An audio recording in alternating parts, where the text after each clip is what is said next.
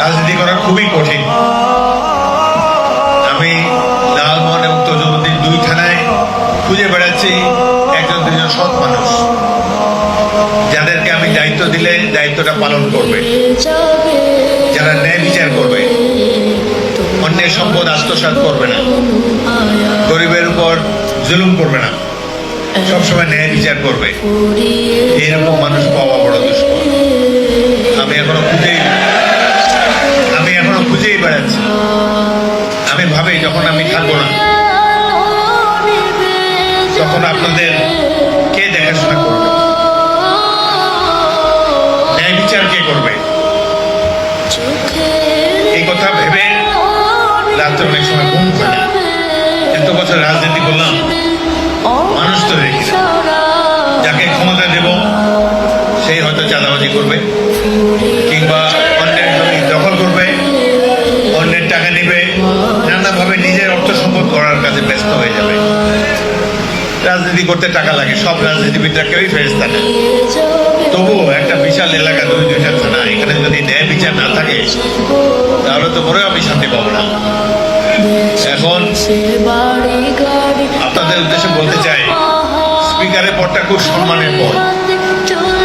এই 18 কোটি লোকের রাষ্ট্রের তৃতীয় ব্যক্তি, প্রেসিডেন্ট, তারপর প্রধানমন্ত্রী, তারপর স্পিকার। কিন্তু স্পিকারের কোনো কাজ দেওয়ার ক্ষমতা নাই, চাকরি দেওয়ার ক্ষমতা নাই, টাকা পয়সা দেওয়ার ক্ষমতা নাই। স্পিকারের খালি সম্প্রদায়তে হা বলুন না বলুন এড়িয়ে এসছে, কিন্তু সম্মান আছে। আমি রাজনীতি করছি সম্মানের জন্য। আল্লাহ এই দেশের তৃতীয় ব্যক্তি সম্মান আমাকে দিয়েছে, এই জন্য আল্লাহ রাব্বুল আলামিনের কাছে অনেক শুকরিয়া। কিন্তু একজন 3 বার মন্ত্রী হয়েছিলাম, মন্ত্রী হয়ে অনেকের অনেক উপকার করা যায়। আমার মন্ত্রিত্বের সুবাদে অনেকে বাড়িঘর বিল্ডিং করে বসে, মার্বেল পাথর লাগাই বসে, আমার সাহায্য নিয়ে করছে, আমার অনুকূলে করেছে। এখন আর সেই সুযোগ নাই। স্পিকার কাউকে এরকম বড় করতে পারবে না। তবে সেই জন্য আপনার মন খারাপ করবেন না। আল্লাহ একদিক দিয়ে ভালো করছে। মন্ত্রী হলে তো মানুষের চাপে আমি অস্থির হয়ে যেতাম, এটা দাও এটা দাও। অনেক সময় আইন বহির্ভূত কাজও করার জন্য বাধ্য করে লোকজনে। এখন আর এইসব ঝামেলা নাই, ঝামেলা মুক্তভাবে আল্লাহর কাছে ফেরত চলে যেতে পারবো। আপনারা সম্মানটাই তো সবাই উপরে মনে করেন।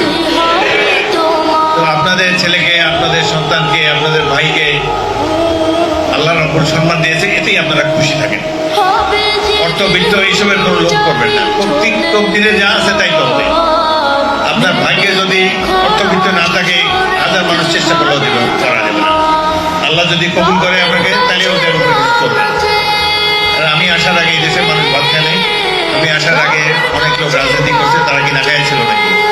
সুতরাং আল্লাহ রাব্বুল আলামিন একটা ব্যবস্থা করবে। আমাকে কোনো অন্যায় কাজ করার জন্য অনুরোধ করবেন না।